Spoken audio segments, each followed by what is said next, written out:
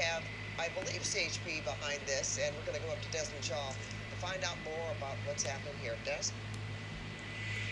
Well, here we go, Pat. I have a feeling this one could go on for a while because we understand that this actually originated in Bakersfield with this truck now that has come over the Grapevine through the Santa Clarita Valley, and now we are southbound on the 5 making our way through Arleta towards the 170. Here is the truck right here. You see CHP that are behind this one.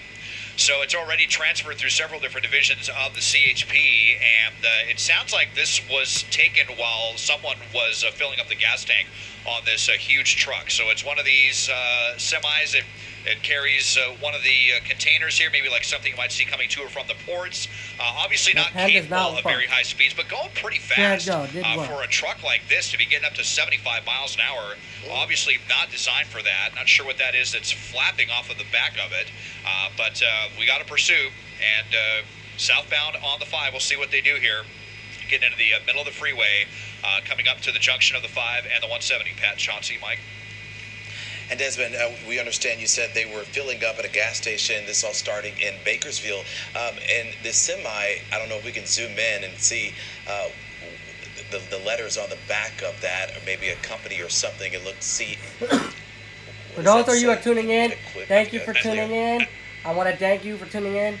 Please leave a sorry, Chauncey, I was please getting comment some, down below. New information here. Apparently, drop the comments this down below. I'm was going to warm up my being hands so I can take by notes. the victim of everything that got perpetrated here. So that is how CHP came into being involved in this pursuit. Now, what is this that is flapping off of the back? It looks like, or something like that. But yeah, it's what are we going to do with one of these trucks? I mean, they can go, as we know, a very, very long distance, depending on just how much gas, was in the truck, how much they were able to get in the truck before it was taken. I mean, we could easily head down to the Mexican border if they want. And we certainly know they're not going to try a pit maneuver on something that big. You know what's interesting, Des? You said the victim was following the truck and was able to give information to police. You mean following in a vehicle? Do we know that they jumped in another car, or how did that happen? I haven't gotten that information yet. That is a pretty good question. I mean, this is fairly unique, because usually when we see semis, you see them, they've got two containers or they just have one large trailer. This one's kind of configured a little bit strange in that, we just have one container in the back. Sorry guys, my network connection was unstable, so it's able to stay stable. It may have easily been the situation where the truck's not going very fast. Maybe he saw them get on the freeway, and if he had, a friend in the area and was able to go hitch a ride with them to follow the vehicle while they got a hold of CHP, I'm guessing maybe, it was a situation like that. But hopefully, CHP will be able to get us some more concrete information on that soon. All right, Desmond, it looks like those letters CMA, CGM. Mike Rogers, do you have any information on this? Yeah, so I was just looking that up, and this is maybe how they were able to follow this vehicle. That's an LAPD airship that they have finally gotten overhead to be able to track this. CMA, CGM is a logistics company, and when you go to their website, the first thing you can do is track the inventory. So it is very possible that there may be a GPS system in this. We've also dealt with stolen big rigs before where the big rig itself has a GPS system in it. So it may not necessarily have been a situation where the victim was following, but they may have had a GPS tracker on here either in the semi itself or that container, and they were able to track that way and get units behind it. And again, this did start, we believe, stolen out of the Bakersfield area. It did sound like, when I was listening to the radio traffic, that at least the LA CHP units got involved with it on the 14 freeway as it was coming down. So again, stolen big rigs probably had a GPS on it, or that container that it is carrying, that CMA CGM container, which is owned by a logistics company. Mm-hmm. The goods inside of it may have also had a tracker in them. And the interesting thing too, it probably is a fact. This person who was taking this truck obviously knows how to drive a semi, and that's not everybody. Right? Yeah. I mean, these are they're not certainly easy to drive. They're obviously stick shift. They have like certain restrictions, certain requirements. Des was mentioning when we first got over this semi truck was going about 75 miles an hour, and at one point when Desmond was looking at that thing that's kind of flapping off the back there, you could see the cab kind of bouncing from side to side a little bit, probably indicative of the high speeds and the inability to really keep a good handle on a vehicle like this and the weight of this vehicle at those speeds. So, and we can say that CHP has been on this from the beginning, since it has gone from Bakersfield on freeways. Well, that's what I'm trying to sort that out right now. So we know that CHP knows it was stolen from Bakersfield, and we're trying to piece together exactly when they found it and got behind it. From what I was listening to on the CHP radios, it sounds like it was on the 14 freeway, because I heard a couple of units. They ran the plate a couple of times to verify it. So to me, it sounds like they picked it up on the 14 freeway, ran the plates, verified that it was the stolen tractor trailer that they were looking for, and got into pursuit with it. And you see that light from the LAPD helicopter. CHP had a pretty tough time trying to get a helicopter involved in this. This is actually the second pursuit, Des, and correct me if I'm wrong, that CHP has not had their own helicopter on it. So I don't know if they've got some maintenance issues going on down there, but they requested the LA Sheriff's Department helicopter. They didn't have one available, and now we're finally seeing the LAPD. I believe this is Air 16 that is with this. That is correct, and so I was actually talking with my pilot, who have a little bit more information on this. He thinks it may actually be more of a budgetary reason that they're not. Hello guys, today we're watching a live streaming. Thank you, a live streaming of that. We're doing a live streaming of that stolen big rig truck pursuit that wound up in LA area. That started in a big rig truck. The victim called 911. Called the police. The victim of that big rig truck was able to give information to the police. The driver of it started with a big rig truck, first reported stolen from the gas station at Bakersfield. At 75 miles an hour, he was speeding on. He was driving normally on the southbound 5 freeway, and then at 80 miles an hour earlier on, just moments ago, he was speeding at 83 miles per hour on the southbound 5 freeway. Then speeding up, cruising along, the news helicopters and the police helicopters overhead with 2 helicopters and all of this overhead. Then CHP officers was behind that truck. LAPD police air unit helicopter following it with the night sun overhead. He slowed down to at least 55, 60 miles an hour, and he's still going to continue on. Losing control. What is it? Oh my God! He could fishtail so easily. And they dealt with the big rig pursuits before. They dealt with stolen vehicles before. They first dealt with the bank robbery and carjacking before, with 2 suspects inside that mid-sized car in 1993 that was aired on Fox with the Cops TV show that was aired, and the camera crew and a camera person follow it all and they joined in with them forces on a ride with mission to put an end to this pursuit. They can't tell if anything is wrong with the tires. At this point, the tire seems to be okay. If he keeps driving slow, he's gonna hit 60 miles an hour on surface streets. A lot of times they see this with stolen semi-pursuits. How about this? Let's say, for example, imagine if I was talking about the pursuit in progress. There was a big rig truck where there was a stolen truck, taking it for joyriding. Let's say with 4 underage kids inside. Or let's say when there's a erratic psychopath suspect inside that truck, speeding up at 100 miles an hour. You could easily lose control. You could end up killing somebody. You could end up running into these construction small codes. Thank goodness they would not be putting someone else's life. Luckily, he hasn't been driving very erratically like it did in Tyler, Texas. It was a live stream. No, it was a dash cam videos, a world's wildest, scariest police chase videos that aired on Fox November 4th, 1997. It was November 4th, 1997 that I did that. I did upload that.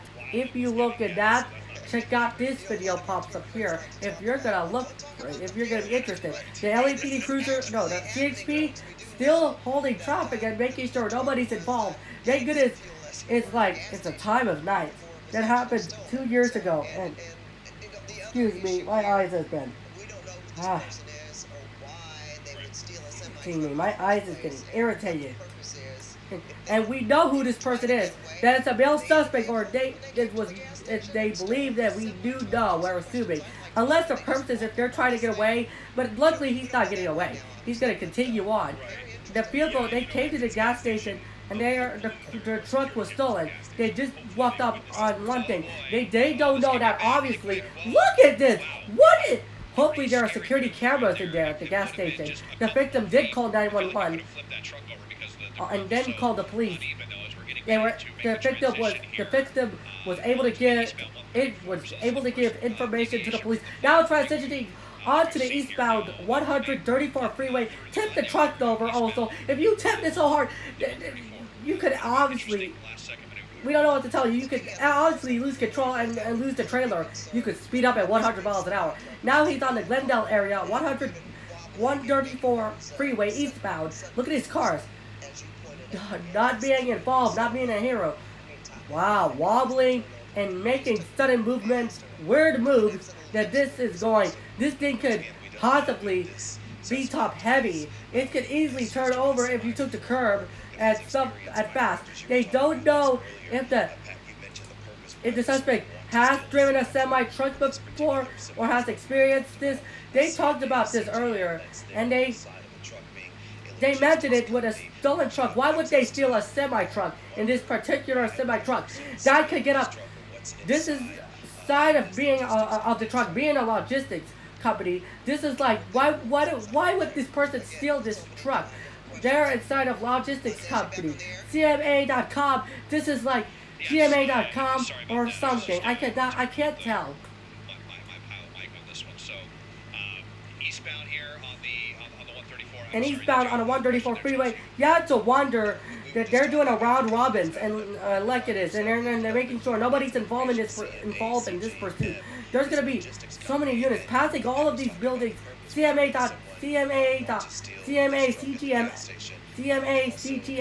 factory company industries.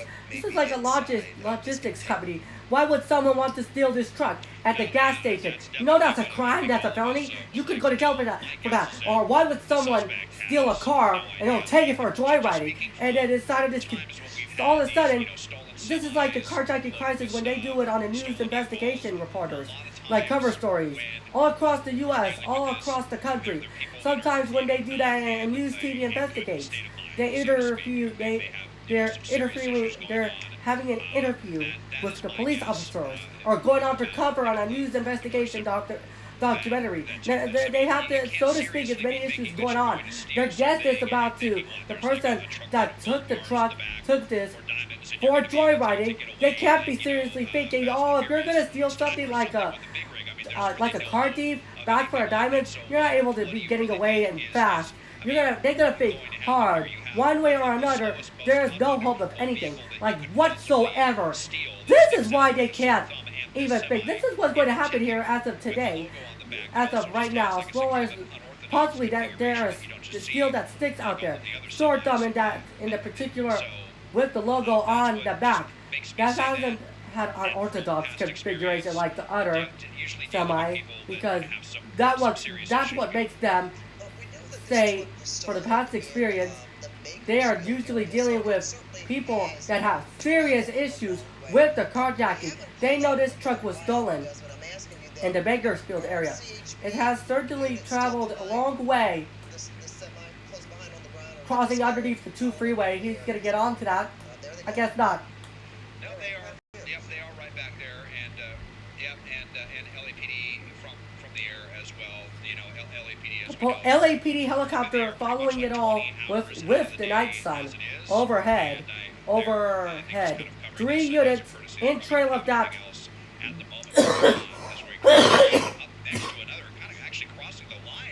It could take 20 hours a day because the moment has been going on. I think that semi-truck and all of these commuters, the traffic is normal and light. It's no longer medium. I can tell you this: the suspect keeps speeding. No, he keeps going slow, driving slow. He was knocking that victim off the road. It's a challenge.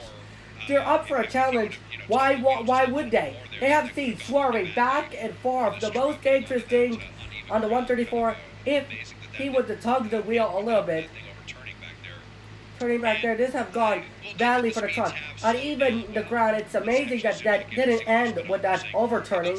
Luckily, he didn't go up to 100 miles an hour. Speed slowed down to at least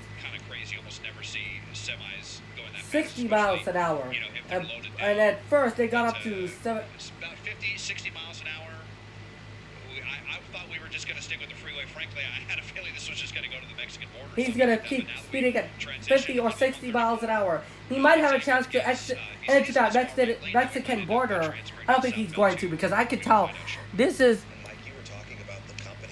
been going on for at least 35 to 40 minutes. I think this has been going on for at least about 30 to 35 minutes since they've started this chase. This what specializes in shipping. This started with a bank robbery, the stolen bakery truck reported from the gas station in Bakersfield. This is what happens when they were on the phone call with the Bakersfield police to say if they had any more information. The Bakersfield told me they did not take the report. No one did not talk about that, but they called CHP. CHP tells them, hey, after the victim realizes this sounds like it was tracked to figure out where, then called 911. It was a situation taking place. The victim had realized where there was a stolen big rig truck, and he called the police. He gave information to the police, and the call got transferred to LA City PD, and then they were able to get behind it. And you know what? It's too far for the LAPD to get to Bakersfield, and it's on and on. It's a convergent area in the Kern County, and CHP tells them that it was an unreported stolen. Once the victim realized it, when it was stolen, when they've called 911, when you have these semi-trucks drivers, they could have stopped to get gas. I would tell you they could have gone to eat and gone back. So I want to tell you something. This what happens is what happens when you don't lock your doors. Then all of a sudden the maniac suspect, the psychopath suspect could end up stealing your car. My advice is you gotta lock your doors. Don't lock your doors. Leave it locked. Promise me, nobody's gonna steal your car. As long as you pay your gas with your debit card or cash. If I had my car to take to the gas station, I would be paying enough money to buy gas and help my family pay the bills. Because I'm trying to work so hard. Because it's somewhere near Bakersfield. Far, far away from where they are now. And if they're headed towards the port, maybe that's where they were going to. One of these things that he specializes in this industry, is sea shipping. It could be their intended destination. What they said was, it sounded like the semi-truck driver possibly could have used the shipment tracking information for the company. And I can tell you that semi-trucks are a big factor. You have to do a sweeping left turn. You have to at least slow down to like 50, 55 miles an hour. Not go at 80 miles an hour. Excess that. Installing these GPS, if they were able to get to this, do it. It's not uncommon for these to happen. It's all these people have sometimes. These are tractor trailers. If they're going by, which is basically what they are doing, because they don't know for sure if this container heading towards the port or the Mexican border. What they're doing as opposed, this has been going on for about 40 minutes or so since they've started this chase. They're still following it, slowing down at about 40, 50 miles an hour, 45 miles an hour. They've got a container back here. They're on the eastbound, on the 210 freeway eastbound, but still on 134 freeway crossing underneath. So I can tell you this. I want to let you. We're gonna let you listen now while I take notes. I'm letting you listen. Yeah, for the most part, we just kind of see these little instances of the cab kind of jerking back and forth a little bit, kind of strange. And he was also driving on the right-hand shoulder for absolutely no reason back there. I'm not sure if you saw that. that was very bizarre as well. I mean, what's the point? I mean, really, what's the point of any of this? But I mean, you're really just risking hitting something on the right-hand shoulder that could puncture one of the tires, or if you lose control and hit the embankment or something, then that's going to be that as well. So kind of strange why they were doing that. I just have to imagine. I haven't heard anything yet, but if we're going to see a spike strip or 2 or 3 in the offing coming up, it really seems like the perfect opportunity for that. I mean, the speeds have fallen quite a bit. We're down to only about 30 miles an hour. CHP has a lot of time to set something like that up. I would imagine that they're coordinating something like that, but we have not heard about any of that yet. But yeah, definitely far away from the ports. If we were going to head down that way, it would definitely be a very roundabout way of getting there. But on the 210, maybe we're headed to Arizona now at this point. I mean, we made the eastbound turn. This vehicle, if it has enough gas in the tank, definitely capable of making that long haul. And Des, I did notice that the LAPD swapped out helicopters, and it looks like a sheriff's helicopter is headed for you as well. So I mean, that'll be the third helicopter that gets involved in this. But I haven't heard, and maybe you've heard differently, I haven't heard any mention of any spike strips or anything like that they would be trying to get in place for. Have you? Not yet. No, I have not. And but like I was just saying, it seemed like if ever there's an opportunity for something like that, this might be the opportunity. However, they're kind of in the middle of the roadway right now. I mean, it is just a lot of coordination, even if we are traveling at lower speeds, even with less traffic in the roadway. And there is definitely some jeopardy that CHP officers would be putting themselves in if that is the route that they want to go. Because if they're just going to play this until the driver decides that they want to stop or run out of gas, we could be going for a very, very long night and definitely into the wee hours of the morning. Okay, they just made a move there too. Did you see what he did? He just sort of like jerked to the next lane. It's not like he was avoiding anything. He just seemed to jerk the wheel. Yeah. Yeah, I mean, almost like a phantom spike strip or something. Like they saw something in the roadway that they didn't like, and then just kind of jerked it out of the way. But that's definitely a maneuver that this driver's got to be very careful with. It does abrupt movement like that, and then it just kind of reverberates to the back. All right, we are going to be joining Stephen Colbert here on CBS. But if you would like to follow us in this chase, you can turn to KCAL Channel 9 News. Thank you so much. And we are live on KCAL on Channel 9. We're following a pursuit. I wouldn't necessarily call it a high-speed pursuit. This is a stolen semi-truck that has been driving for miles and miles now. In fact, we believe that it was stolen out of Bakersfield, but that may not be necessarily the case. However, we know it was stolen out of Kern County. CHP is on the ground and overhead. Yeah, I understand that the semi-truck driver may have been getting gas or something during this, and at some point the suspect stole this big rig, which is owned by CMA CGM. I want to go back to Mike Rogers. We were talking about this logistics company, and then that driver, the owner of the semi-truck, the trucker, able to start to track the truck immediately after noticing that it was gone. Yeah, that's what CHP told us. CHP said that the owner, or the victim here, because they're a victim of a theft, was following the semi-truck. Now, they didn't initially say that was on a car or what have you. It sounded to us like this was possibly somebody that called in and said that, hey, we're tracking this and this is where it's at. Then we heard CHP on the 14 freeway get behind the semi truck. They started to run the license plates to verify that this is in fact the truck that somebody had called 911 about and reported it stolen, or told CHP officers that it was stolen. And then those CHP officers attempted to pull the truck over, and they called it a failure to yield, which means it did not pull over. And we've been going ever since. We've been southbound the 14, southbound the 5, and now eastbound. I guess we went eastbound the 134, and now eastbound on the 210.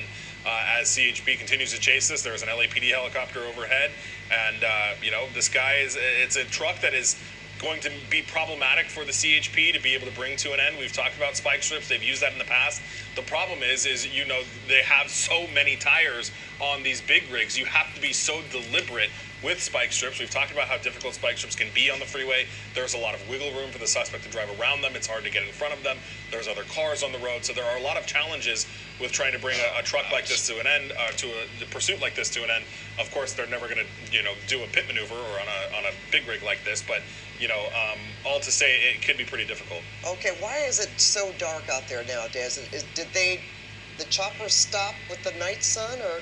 Okay, I see it trying to come back into view. But did that strike you too, Mike? It looked like all of a sudden we couldn't see anything. We've got a little cloud layer here that we're just passing by. This kind of funky little cloud layer right around the 210 freeway, but it should be improving shortly as I walk out the window. By the time we get to the 605, it looks like it's going to be a lot more clear. So, and then, LAPD, they're down pretty low on this, so they're probably trying to, get around these clouds as well. There's their spotlight. They've got it back on. I think they just first. So speeds have picked back up a little bit, though. We got back up to 70 miles an hour, but still driver is and kind of, moving the truck around. So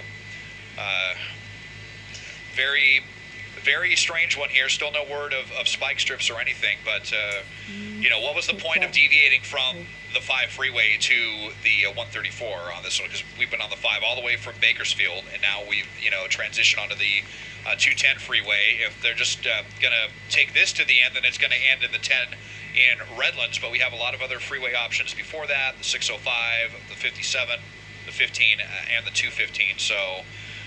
All indications are that this is going to be going on for a while. Very interesting. Some of, again, our Twitter friends have, or ex-friends, someone wrote they did a container fall off far back or in the beginning of this pursuit, because you normally see two, on a truck like this, and there's only one. Right. Not that we've heard. I would presume that if that were the case, we would have heard that by now. So this could be a situation where it's just a half container that they're carrying, and who knows why. But our producer Courtney asked me to kind of look into a full semi truck. How far can that go? Some general research that I've done. It's not good. It can go pretty far. Some sites, some experts are saying about 2,100 miles. It really depends on how much gas was in this. 300 gallons is what the average semi truck kind of holds in terms of fuel. So that's a lot of fuel. Mike, any more information on the circumstances surrounding when the semi was first taken? I know we had gotten information in the beginning that it started in Bakersfield, but Bakersfield PD telling you they know nothing about this. Yeah, so that leads me, and I had a conversation with the lieutenant up at Bakersfield PD who says, a lot of times people say Bakersfield, but it's probably in the surrounding areas of Kern County, which would make a lot of sense. As we mentioned, this started on the southbound 14 freeway. If you take the 14 freeway all the way up, it kind of starts to turn into 395 a little bit, but up there is Kern County, Rosamond, Edwards Air Force Base. That area is all Kern County. So it's very possible that this was near Bakersfield and somebody just said Bakersfield. What's called, CHP called it an unreported stolen, which means the owner never got the chance to actually file a stolen vehicle report with whatever agency is in the area. It sounds like they were able to immediately, CHP used the word follow, so it's unclear if it was physically follow, or follow along on a computer or an app or something like that, where they were able to track the truck. And they began, CHP sounds like they may want to get a little bit more serious about this. I don't want to give away too much, but they are starting to talk about some stuff. So we'll have to see if that takes place soon. I wonder if they know it, because all of a sudden they start speeding up a little bit. Yeah, we're back into the 70s now. Yeah, they're driving a little faster. We know that they usually come up with things, that we may not think about, or may not really want to talk about or want to project. But I would imagine, what they would do, obviously, if this went, like we say, it could go on for hours and hours, right, they would certainly, CHP would still have jurisdiction, and they just change out in different... Yeah, and that's already happened. So we have already gone through, this started in what's called the Newhall office. Those are different officers. Then we came into the Altadena office. Those are different officers. And now we should be in the Baldwin Park area, and those are different. So even over the course of this chase, they've already swapped out officers 3 times. And they can continue to. All the way to the state border. That is the reason you never really want to get chased by CHP. A, they don't really ever give up.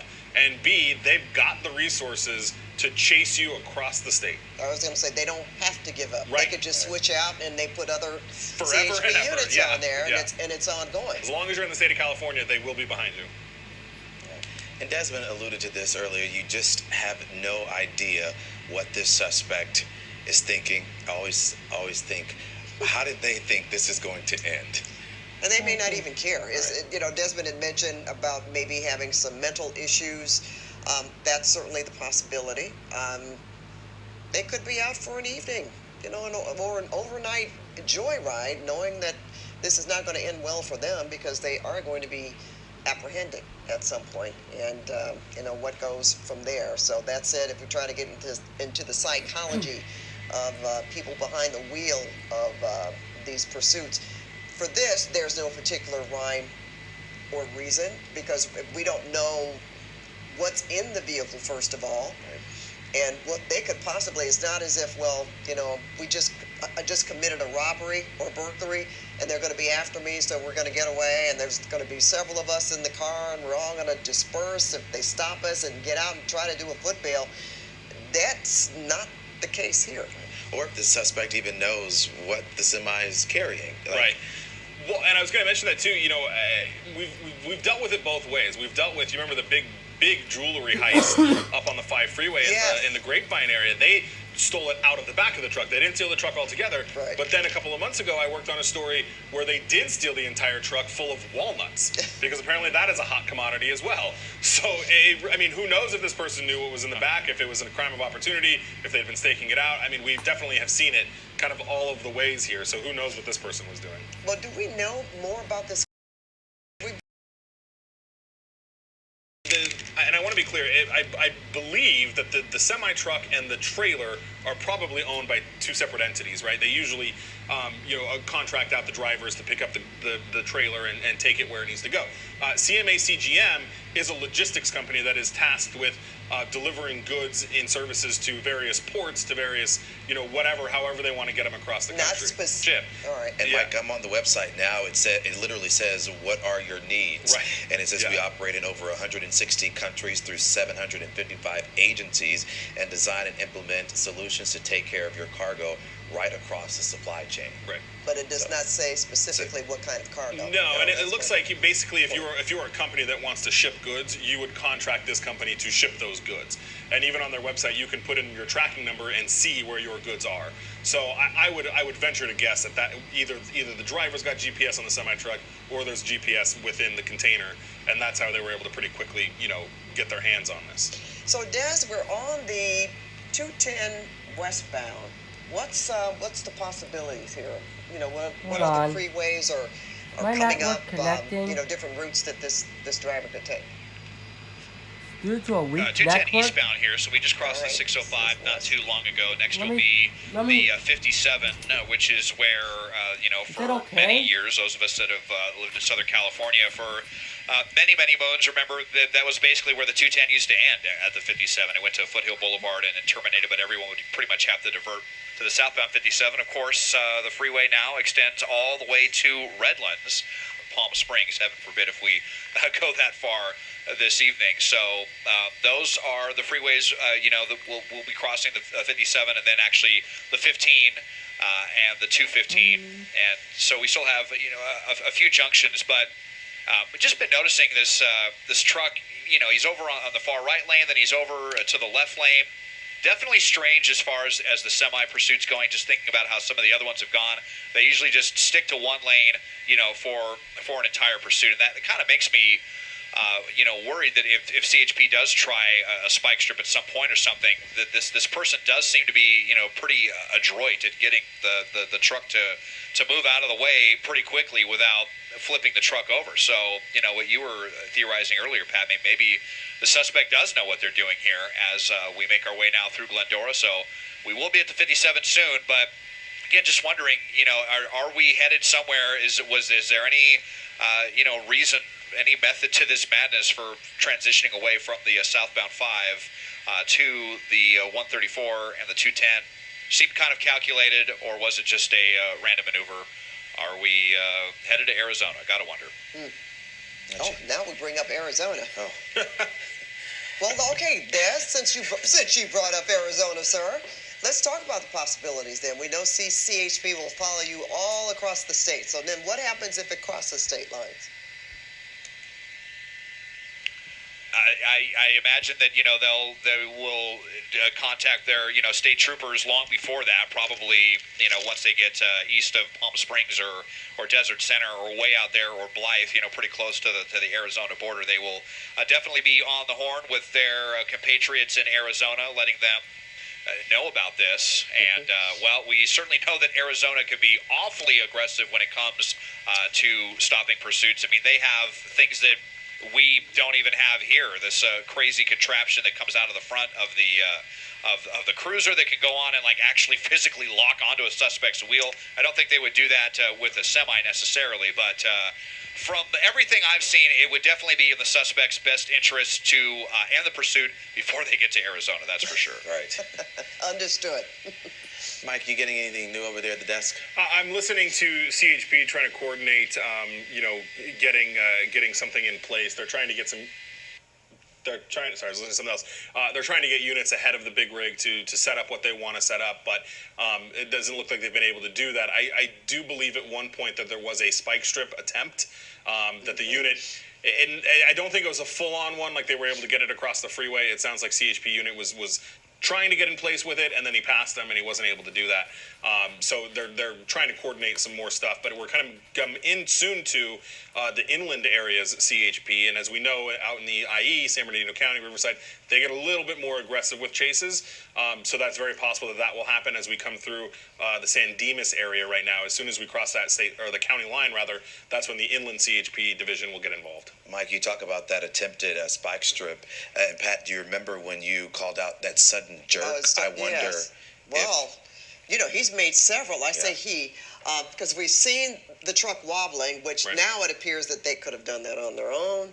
And that he did make a jerking movement, possibly to avoid. Right. Yeah. Looking at, they could get pretty far ahead of this, I guess, if they wanted to, if they continue on the 210.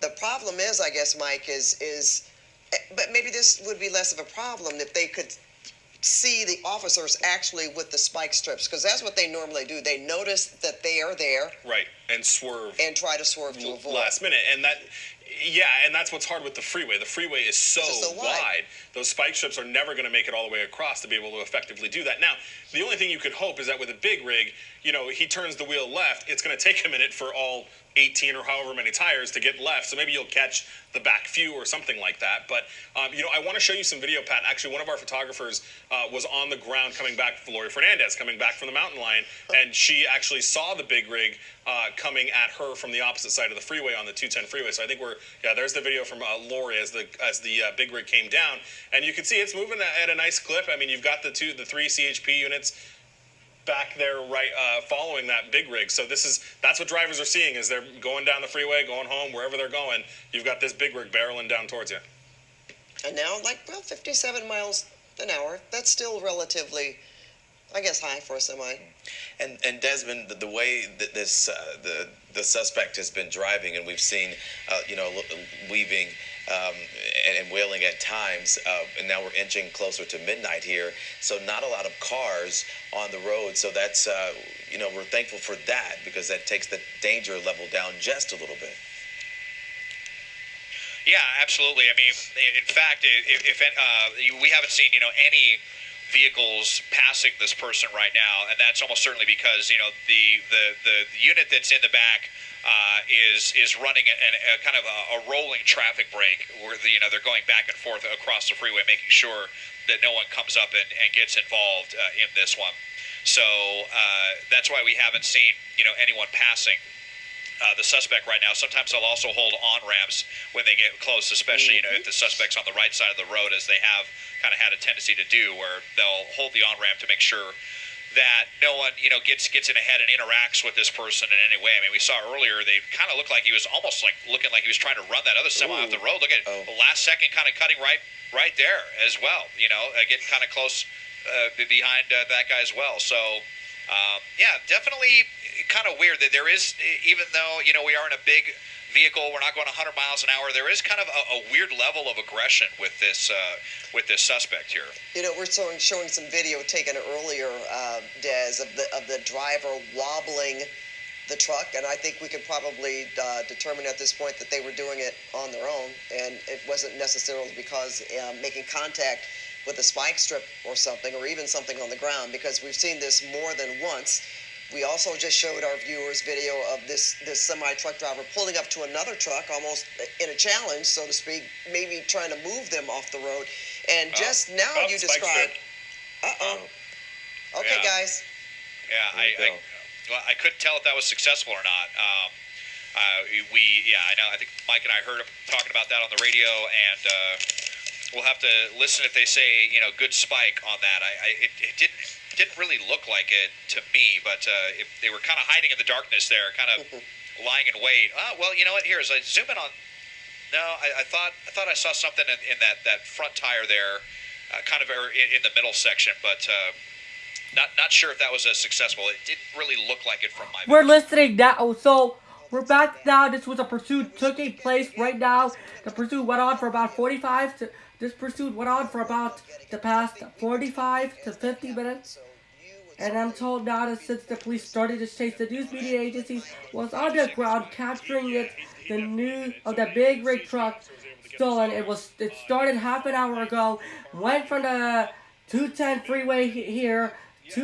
Interstate 210 freeway, eastbound, westbound, driving at 80 miles an hour, hit the spike strips at first, and then you see the driver at times slowing down at 45 miles an hour several hours ago, almost an hour ago, and we're told now that he was not driving erratically, not driving at 100, he was not driving at 100 miles per hour, and I can tell you, he was wobbling the big rig truck, and now, this what happens is the CHP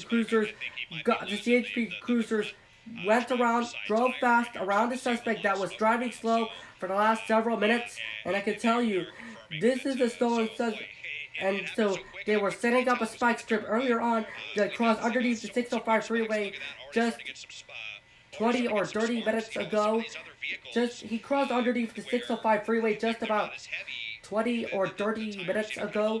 I could tell that just moments ago or so long, if they try to put it, they would try to put an end to this without causing a fire, without destruction. This would be good, and all of that would be good. My thing had been unstable. It's back to normal now. Oh, look at this! Look at this! I could tell the spikes was deployed, and now he was gonna head towards the Arizona. It's like he was gonna head towards the Arizona border since the news helicopter brought it up. I like it. I like these people. You're so funny. Keep it moving. And I can tell you, look at this. He's speeding up, slowing down at 54 miles an hour. This is what's it coming from. And now the sparks are flying now. He's gonna stop this thing before he kills somebody. Thank goodness nobody's involved. Nobody's being a hero. Nobody tries to jump in and they're staying back. They're staying back. They're letting the police handle it. The police are doing a great job keeping up with that big rig truck, following it all on the ground, on the freeway. The news and the police helicopters doing a great job overhead. And I can tell you that he's running on the rims, driving like a parade and a funeral procession. And I'm going to read this to you as well, that I can tell you. He's splitting between lanes. He was taking up speeds at 70 to 80 miles an hour. The police air unit calling it all, following it with the night sun overhead. News helicopters following overhead, broadcasting it on national television, speeding up at 70 miles an hour, 35 to 45 minutes ago, and then it was 10 minutes ago or so, and I can tell you he was on the eastbound 210 freeway carpool lane interstate, and then it was driving a little bit faster at 75 miles an hour during the course of the chase. Keeps going and going and going. It went on for several miles now. They've been chasing that vehicle for at least an hour and 60 minutes. And I can tell you, this is driving like a funeral or a parade, joyriding, destructive procession. This is like the special report. And then the night sun from the police helicopter air unit was holding still, steadily, holding steady to see what this is. A male suspect, and I can tell you, wobbling a little bit, running on 2 rims on the front side now, and I can tell you, the brake calipers are on the both sides, and they're gonna come back to the driver's side. Oh, no. Let me. Sorry, guys.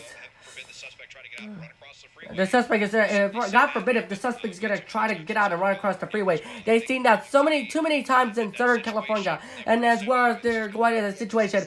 I apologize that I tried to zoom it out. I didn't mean to. Please forgive me. There's a lot of debris and chunks underneath that brake caliper. Sparks coming out in less than 15 or 20 minutes.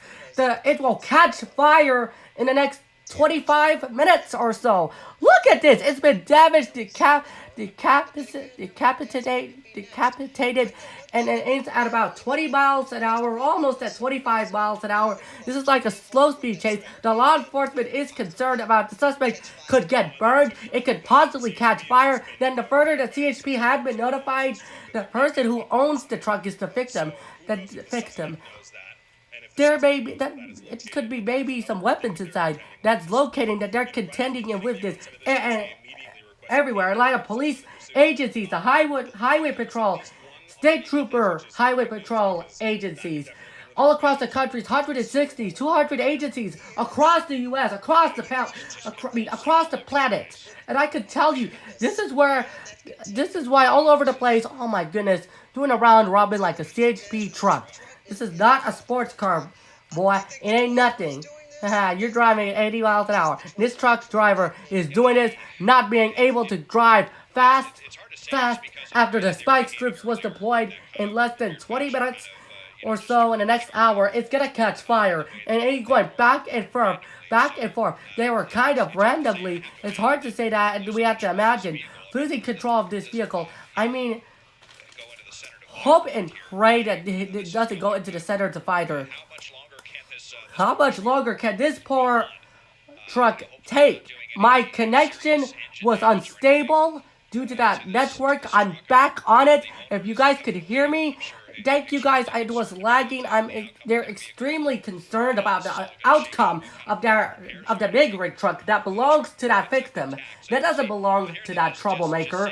Suspect right there. And now it's Saturday. It was Saturday morning after the Friday night. And I'm like, going into the embankment, going to the center divider.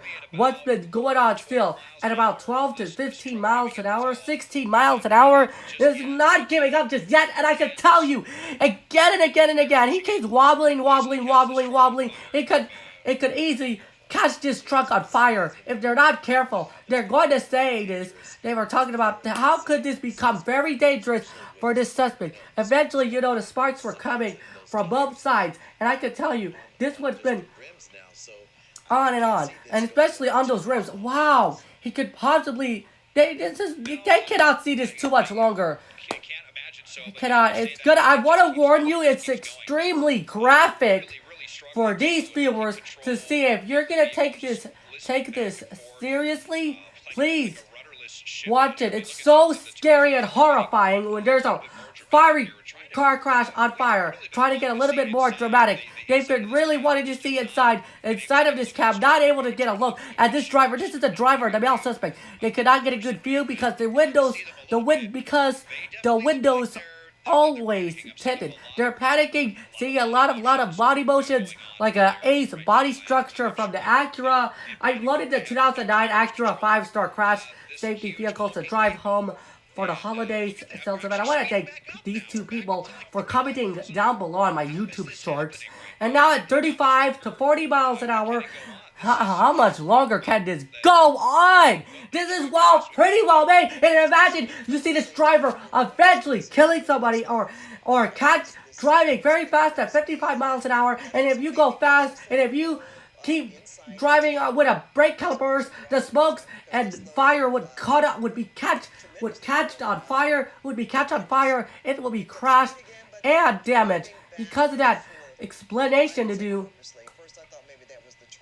And they would personally say that was a truck that was steamed prettily, going at 50 miles an hour. And I can tell you, if that thing slams into a guardrail, cruel stuff can happen, abusive to those semi-trucks. It can catch on fire. Not so funny.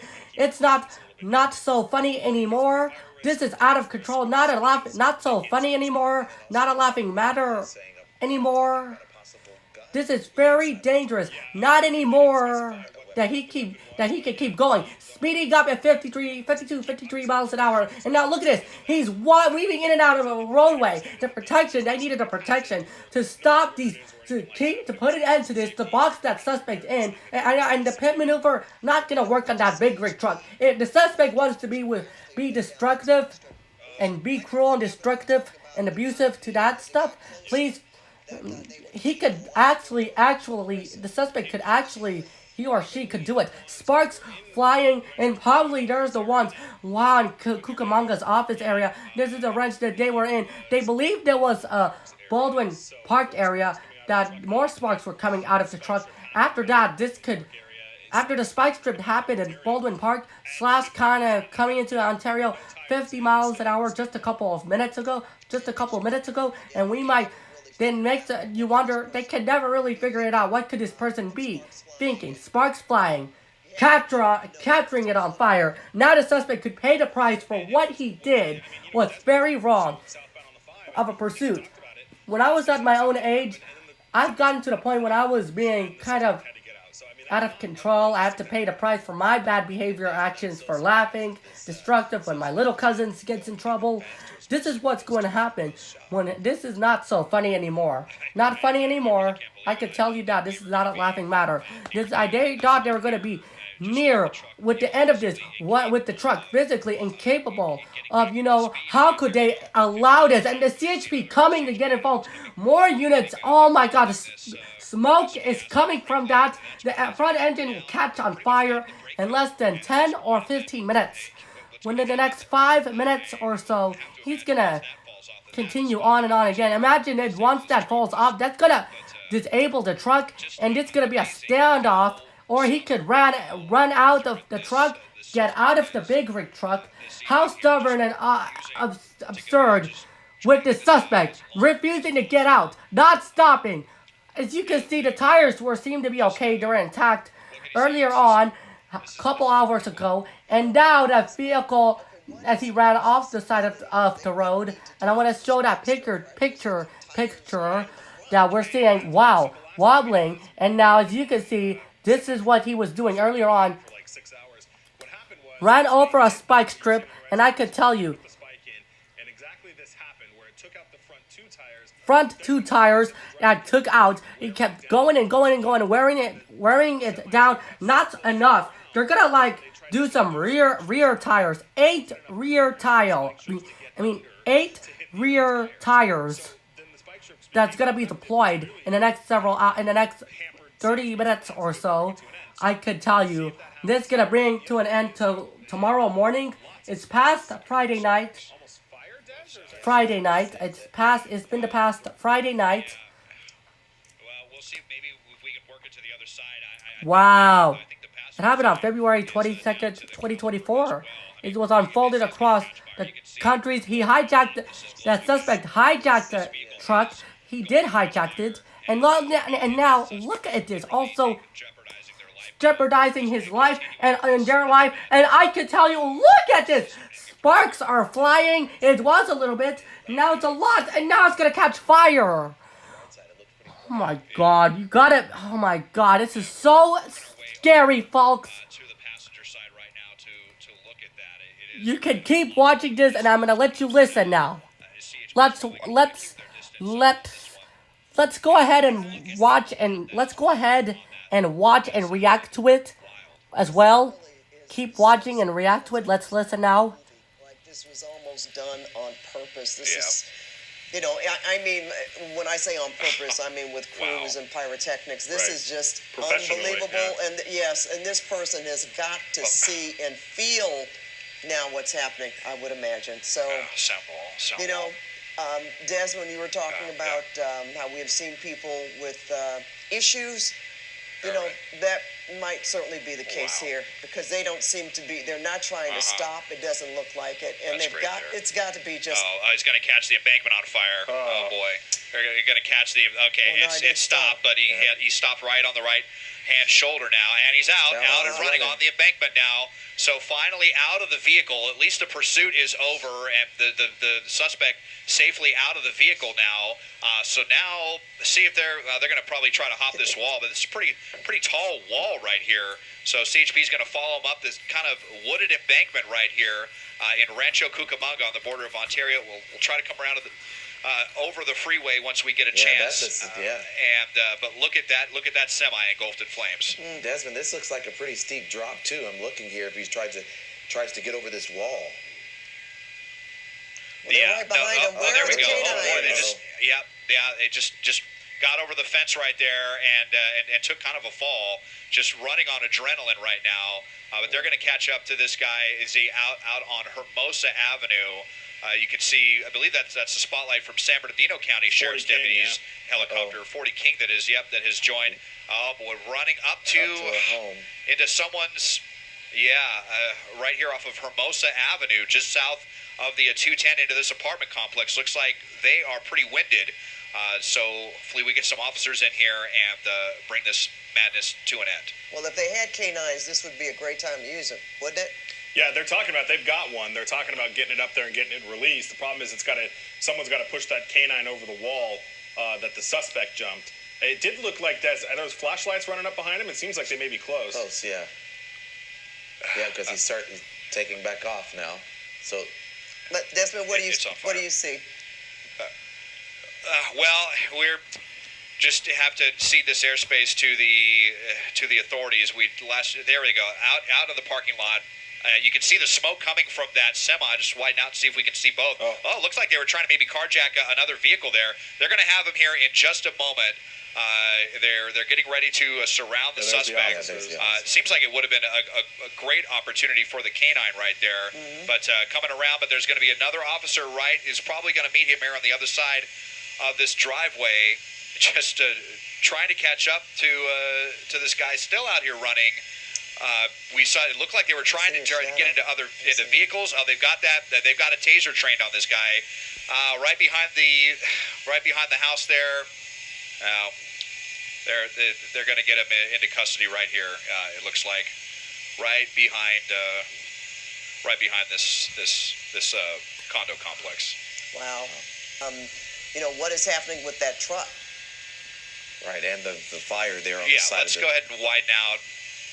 Yeah, we'll widen out. Cable, due to that week, the that's what suspect is next in time custody. I'm Let's doing a take a look stream at lab what is left over on of this Sunday big about rig, the and I'm sure burglary the owner of this truck suspect is here just in LAX, beside and I'm himself gonna do right now. 3 I really hope that carjackings they in have LA. his livelihood now that as far as it could physically go before the truck burst into flames coming from Bakersfield and ending in Rancho Cucamonga. Truly, and then jumping over that wall there, possibly also taking his life into account because he could have. It was probably just hit the fuel tank, I imagine. Yeah. Desmond, it seemed like that the officer may have tased that suspect just as he was turning that corner, and that might be how they got him to stop right there. I think they were just about caught up with the suspect, and at that point you could see that they had the taser ready. I imagine that they deployed it right there just to bring it to a conclusion with and just how serious this fire is going to get. Now this is the next couple of minutes, and they should be able to get that out. Fortunately, it doesn't look like it spread too much to the embankment. We don't have any wind freeway just before Haven Avenue. And actually, too, guys, it's just thinking about that. If he had pulled over just a little bit further or something, we would have seen that whole hillside take off with all of that, and that is a lot of vegetation that's right there. Well, we certainly didn't expect this. Even when we hear and that they're hearing all the noise and seeing the sparks, that they're going to slow down or stop eventually. But this guy really took it. What's that song? Taking it to the limit. He really did here. And no Mike, question. And Mike, you talked about this with the last pursuit involving a semi truck, that this very well could happen. Right, and that's exactly what happened the last time. And you just, when you get the metal on the road like that, it just creates so much friction. It creates so many sparks, and those sparks can just catch something really quick. And you got to give the truck a little bit of credit. I mean, it was sparking for a long time before it finally, gave up and burst into flames here. And you just feel for it. It looks like now that there's some light on it, Ulysses, is that what I see on the door?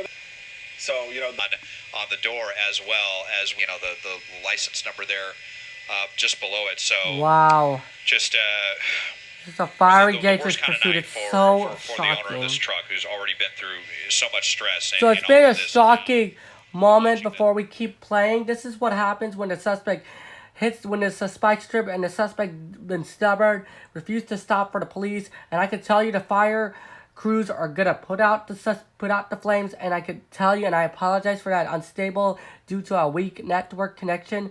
That I'm sorry, guys. It was a dangerous pursuit that wound up to eastbound 210 freeway, Interstate 210 freeway, past the 605 freeway, and was on the southbound 5 freeway for a moment of time. Picked up speeds. He was not driving erratically. Thank goodness. At least he was not driving at 90 to 100 miles an hour. And once he hits the spike strip, wobbling at 30, 40, 50 miles an hour, speeding up, and then almost with a destructive parade of joyriding, 98th annual anniversary parade of Pearl Harbor. It's okay. Time for me to stop laughing at this. This pursuit ended with a suspect bailing on foot. He did struggle with the police a bit, and then ran away from the police for nearly a while for the last several minutes. And I can tell you, the truck is gonna be put out in flames. They're gonna call tow truck to take it away to a junkyard. This is where the victim owned that company. Did call the police earlier on, gave information to the police, and now area of that freeway. If I can look at this thing, eastbound 210 freeway will be closed off for nearly a while now. It's gonna be closed off for a while now. The eastbound 210 freeway will be closed off due to that big rig fire stolen truck. It was now reopened after the pursuit had ended just a few minutes ago, and I could tell you that will be taken care of immediately. That stops right now. We're gonna let you listen now. Well, the worst kind of night for the owner of this truck, who's already been through so much stress in all of this, and now watching this unfold on Southern California television. Like I said, just really hope that they have some good insurance. Yeah, and I just pulled their Department of Transportation business hire, so it is what we thought. They are for hire, and they are cargo. The cargo that they are carrying are allowed to carry is general freight and containers, which is exactly what this is. So what's interesting, though, is we'll have to follow up on this, because I'm obviously not going to give it out, but the phone number on license is actually an LA and I can phone tell number. you this pursuit went on for about 95 to 100. The pursuit went on for about 95 to grass. Then that the police tries to catch up to them. They caught up to him moments later, and now he did. If you can look at this, imagine where he's at. He's going to go over that wall there and end up on the Go street over the and wall, just really ended up on a continue to run sidewalk. for quite some time. And quite some time. It went on for several hours, a number of hours now. We're going to let you listen now.